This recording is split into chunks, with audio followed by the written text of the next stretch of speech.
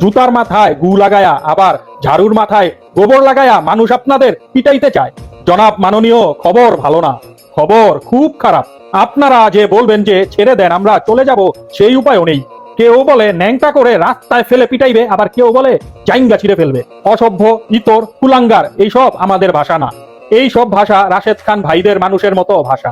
জনগণের গালিতে সুশীলতা কমই থাকে। একটু ভাবেন, একটা ক্ষমতাসীন জায়গায় থেকে কি দারুণ ইজ্জত কামাইছেন। লজ্জা শরমের কথা বাদই দিলাম, এগুলো আপনাদের নাই, সেগুলা জানাই আছে। কিন্তু ভয় তো আছে। এবার বললেন না যে ভয়ও নাই।